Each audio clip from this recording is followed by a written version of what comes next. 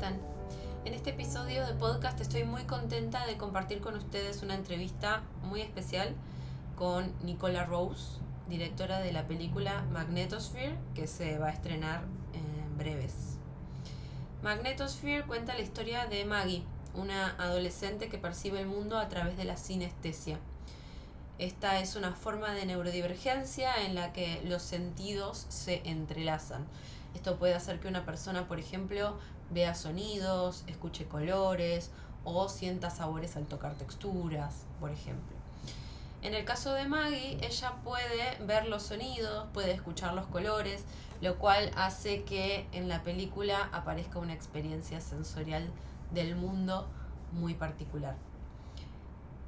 Nicola Rose, nuestra entrevistada, es una cineasta estadounidense, guionista, directora, y hoy tengo el placer de entrevistarla. La entrevista va a ser en inglés, así que voy a subtitularla al español, por lo cual, si no tienen tanto conocimiento del inglés, les recomiendo mirar el podcast con los subtítulos. Hey, hello, how are you? How are you, Nicola? It's really nice to meet you. And thank you for wonderful questions. I'm looking forward to this. Okay, me too. I'm really happy and excited to be speaking with you today. Me too. Okay. I do my best to speak and understand everything in English, so be patient. You're doing great. Okay.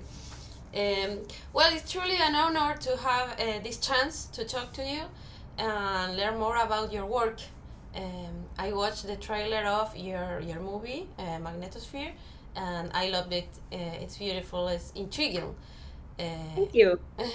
And well, it really resonated with me, and well, in our website and pages, we talk a lot about neurodivergencies. So well, it was a beautiful chance to learn more about well, synesthesia, right? So to start off, could you tell us a bit about yourself, your background, or whatever you want to talk about? Sure. I'm so happy that the film resonated with you, and I'm really gratified to hear that it resonates with a lot of people. The film will come out on Tuesday, July 22nd. So by the time anybody is seeing this, we will probably already be available to watch on many streaming platforms. My background is that I began directing about 10 years ago, and Magnetosphere is my second feature film. I'm from New York, and right now I live in Boston. In terms of neurodivergence, I was diagnosed earlier this year with ADHD, which was probably adult onset ADHD, because I don't think I had it as a younger person. But I did have synesthesia, which the character has in the movie, but I don't have it anymore as far as I can tell. And it's hard to tell sometimes, but I do not think I have it. I did have it at least up until I was about 5 or 6. There were certain there was certain music I could see. So, you know, that was synesthesia, but I didn't know it. Of course, you know, you're 5, you're 6, you don't know. Yes. Okay. So the theme, synesthesia, is like a personal theme for you. Yes, but no, because it's interesting. Because when I in 2022 started to do the research for this movie, I was very interested in the subject of synesthesia, but I did not necessarily know that I actually definitely did not know that I had synesthesia as a young child. So I thought I was just here learning about all these different people's experiences. You know, the movie is made up. It's a fiction. It's a fictional story. but every specific experience that the protagonist has with synesthesia is something that I personally heard someone tell me about. Heard a synesthete, people with synesthesia, synesthetes. I heard the synesthete. Every single experience was somebody's specific experience, all from a firsthand source. Nothing from, oh, I heard about a guy who. It was all very real. It was all very factual as far as I could possibly tell. That was, it was such a fascinating subject to me because it seemed like such a natural subject to want to put on film and on television, because it's not necessarily visual or auditory, but it so easily could be. And the thing with that is that that's cinema, that's film, that's TV, it's visual, it's auditory. So, trying to put this at the center of a story seemed like a very obvious thing. Okay. And well, Magnetosphere features a neurodivergent protagonist with synesthesia, right? So yeah. Why was it important to you to create and center the story around a young lady, I think she's an adolescent, with a neurodivergency? I mean, she's the main character, right? She's the character. You're correct. She's the center of the story. I made her neurodivergent because that was interesting to me because of the differences in my own brain, interesting to me because of people I know, interesting just because synesthesia is something that I had found fascinating. And I wanted to set myself this challenge of portraying it on film. But also in this film, I think neurodivergence, yes, it's very specific, but I think it stands in a bigger way for just feeling weird or feeling different or having bad self-image or feeling like something is wrong with you and you should be more like all these other people around you who seem normal, even though they may be going through their own difficulties themselves. But to you, it seems as though you are the only abnormal person in the world. And this particular kind of rather strong synesthesia that she has is something that makes her feel self-conscious, self-aware, really kind of negative about herself, as though it's something that she should like keep a secret and hold tight to this and not let anybody know that she experiences the world in this sort of heightened way, because she's 13, and so that makes everything exponentially worse and weirder for her. It's like, maybe this is bad. Okay. And like you say, many neurodivergent people experience this sense like, I don't belong, I'm different. How does Magnetosphere speak to that feeling, or how did you try to manage that feeling? It was by expressing it on screen through visual effects, actually, and that was kind of the challenge that I was setting for myself. Was, can I not just can I, but can a whole team that does these different post effects and then people on the set that do the lighting, that do the set deck, the production design and so forth. Can we illustrate this feeling of difference, this feeling of otherness, this feeling of discomfort through visuals and through obviously sound and music? And that was what sort of set me on that path. Yes, that was very challenging, like presenting a very different sense, because it's like a different sense. And I think that would be hard. No, that must be hard. You're right. How did your team approach that challenge of representing Maggie's, the main characters, synesthetic world? Right. great question. That all started in the period known as pre-production, where you're putting the film together, not necessarily, right as you're filming it, but months before, maybe even years before. Usually several months before, you make something called a storyboard, which, for those who don't know, is like a comic book of many panels that kind of show this is what it's gonna look like. And you don't necessarily have to be good at storyboards to get the idea across to your. These are, I should go back and explain, this is just for your internal team, like your cinematographer or your visual effects supervisor or something like that. It's not for like the public. The public never sees it, which is like good because an internal thing. Tool. Okay. Yeah, it's mainly for the cinematographer, at least at the beginning. And I think in this case, there may have also been like an animation supervisor that I sent it to. And at any rate, I went back and forth with the cinematographer for months, sort of showing, okay, here is my, my storyboards are not good, but that's kind of not the point. It would be better if they were good, but that would be, extra expense to find somebody whose specialty this is. Anyway, so I would make drawings of, here's what I think this should look like. What do you think? And here are the color palette. Here is the see the color and palette hear that and I think feel it should be. Color. What do you think of that? So it was a whole big thing of, it was a whole process of going back and forth and saying, I think the visual representation should be something like this.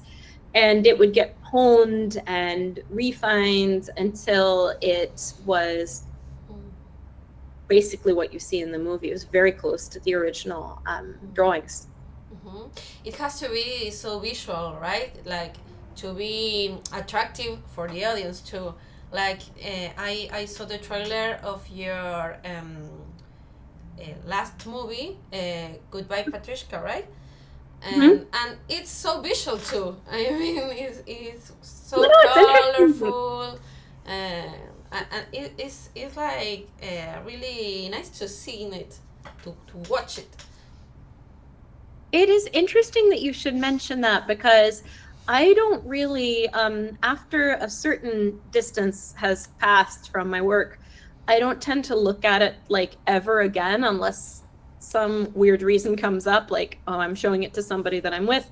Otherwise, I just never really watch it again after the period of release has passed, which in this case is July 22nd. I may or may not see it again. I will see it again one or two more times because of some events, but basically not again. Okay. So, sorry, did you have a question? Yeah, like it's very colorful too, that movie, and I think maybe it's like a personal style of you. I think it's a personal style. I think I really like color. I think I like attracting the eye of the viewer through color, and also sometimes movements and other visuals, but especially through color. And getting the color palette right is really important to me, whether it's through clothes, whether it's through production design, whether through something else having to do with lighting, or, in this case, we knew there would be visual effects added after the fact, like, we're going to add in like everyone's got something. You can see and hear and feel like colors.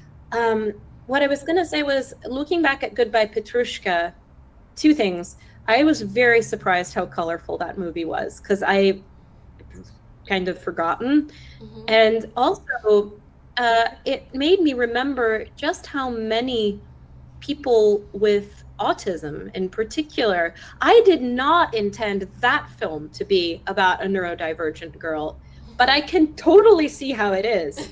And I was going to tell you this. I saw that. I watched just the trailer, but she's so neurodivergent.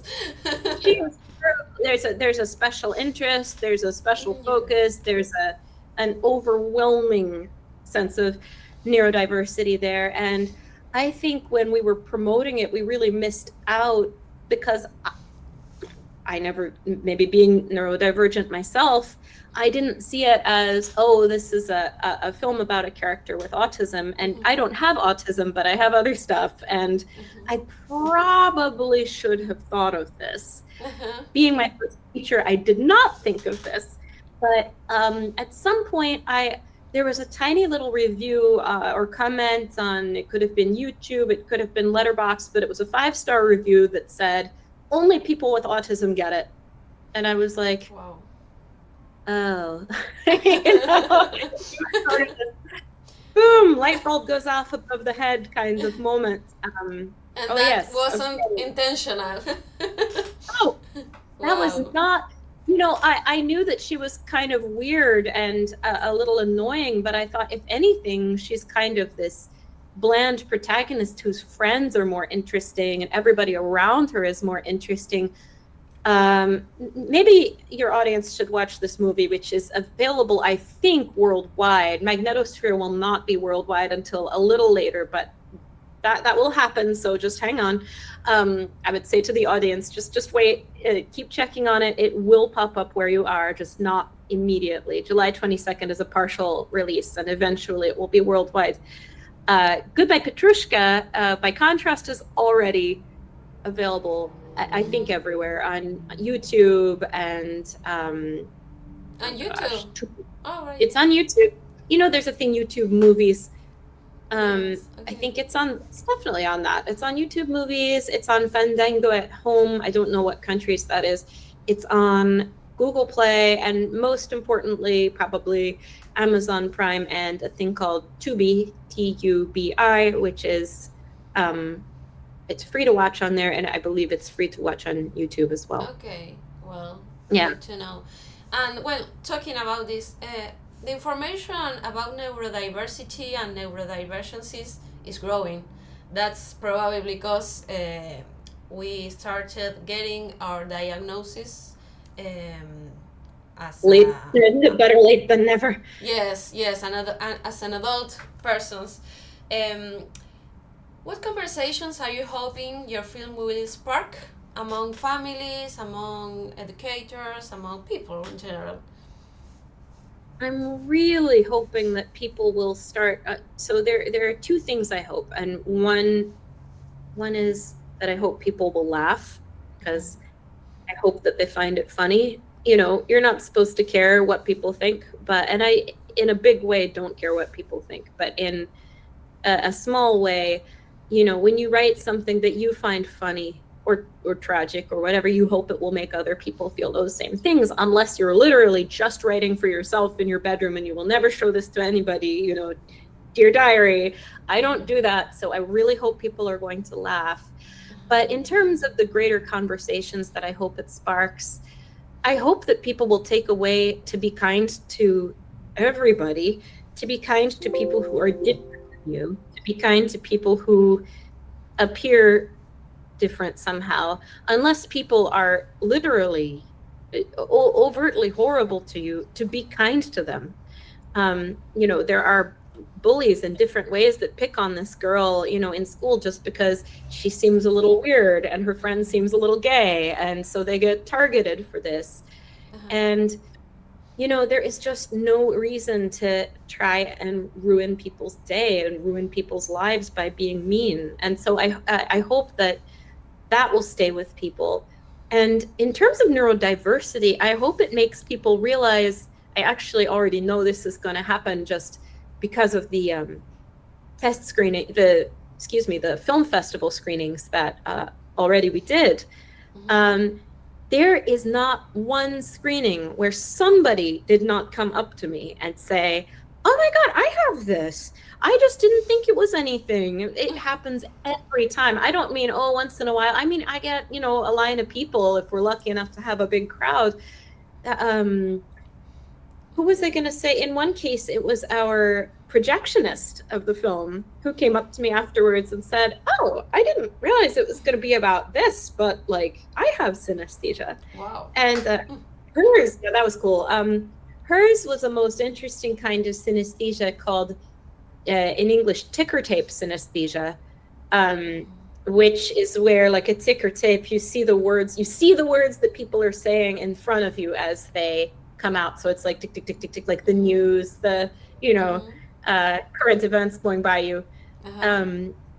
It's got to be annoying, but on the other hand, if you are, I've been saying this a lot to people the past few days because I've been doing a lot of interviews, and one thing that keeps coming back is that if you are used to being like this, and if you have been like this since you were little, since birth maybe, chances are it may not bother you so much, or it might, and you just feel like, okay, I accept this, I have to, or you may be trying to like make it be better. It's really hard to say.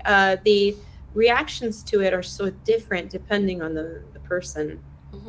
But yeah, I'm hoping that it sparks more of a conversation of, synesthesia is not a disease. It's not a, something that's wrong with you. It's not I use the word neurological condition, and someone suggested to me the other day, why don't you just say neurodivergence? And I think that's actually probably a better nomenclature, because let's face it, it is just a neurodivergence. Yes, it is. It could hurt you, but it's unlikely, if that's fair to say, that it's really going to hurt you. It may enhance the way you view the world, and it may have you, it's neither good nor bad, is I think where I'm going with this statement, because, not too long ago, one journalist was saying to me, I think it's so wonderful that in the film, the character of the neurologist says to Maggie, if I were you, I'd think of this as a superpower. And some people see that as a positive comment, and some people see it as not a negative comment, but something that makes them really uncomfortable. And I tried to, as best I could, to walk the line in the movie with Maggie hearing this, and you can tell she's not 100% buying it. It's not completely comfortable for her, that idea of, oh, this is great, I should feel like a superhero. It's, we are who we are, and it's neither inherently bad nor is it inherently good. Yes, I like that, because when we're talking, I was going to say, like, it's not a superpower.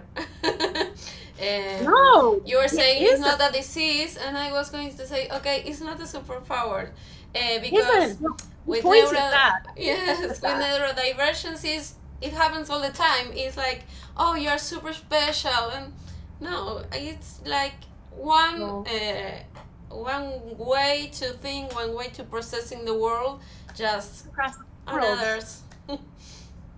I really hope that when people see that they realize that the doctor is just trying to be kind, but that because she says it, I don't know if you saw the full film, but she says a moment later she's really uncomfortable with it.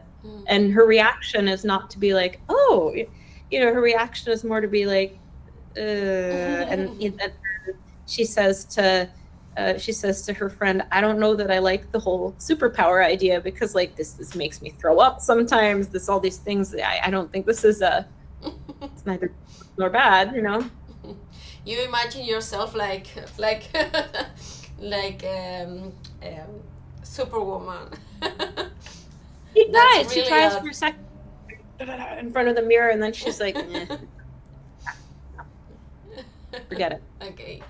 And I think that answers your question about like the feeling of not fitting in and so forth. It's that sense of being different, which I think you might have been going to get to.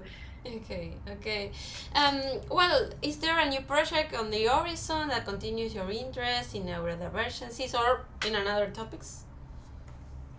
Nothing specifically on the horizon right now, but I'm hoping it will come onto the horizon soon. And certainly I will continue to be interested in neurodivergences because they're part of my life, they're part of my friends' lives and people I know. And I think it's a big, important deal that really hasn't been, I think we're about probably, let me start that again. That thought just went like exploded midway. It happens all the time.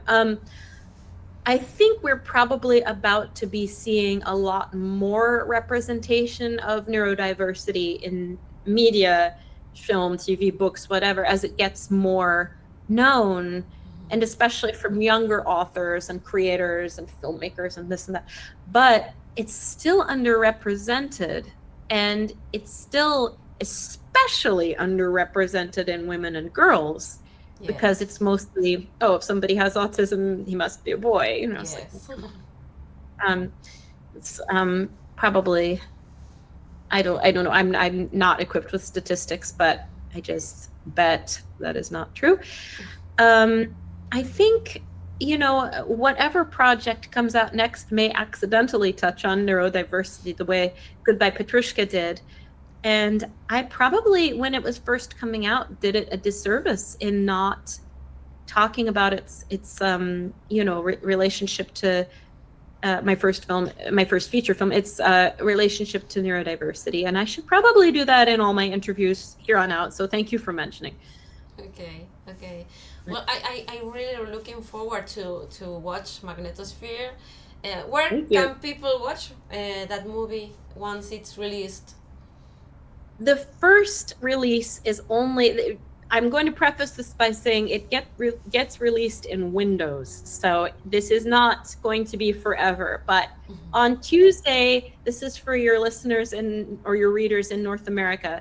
It will be released in Mexico, Canada, and the United States. And that's it for a little while.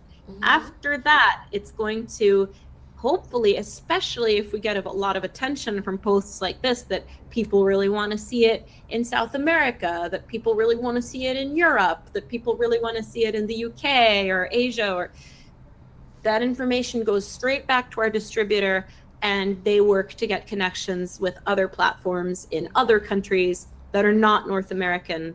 And then our hope is to get it out as soon as possible around the world. And this goes out to you North American folks. The more you watch it and share it, the more that's going to happen, and the quicker that's going to happen. Okay. So I am going to start searching Magnetosphere once in a while. So one day I will find it. It will make its way to you. Okay. I promise. Okay. Yes. Well, I think lots of people will want to watch it in Latin America.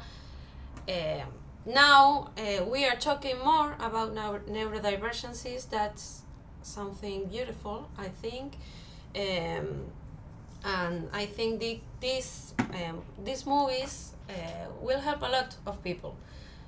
So I thank you for your work. I think it will be a beautiful movie. I saw you have great mentions about your last movie. So very, very, very fortunate. Yes. So who knows this time, but we shall see. Okay. Anyway. Okay. So, well, Nicola, it was really a really pleasure talking to you. And you so much. Yes. Well, and there is there anything else you want to tell about people?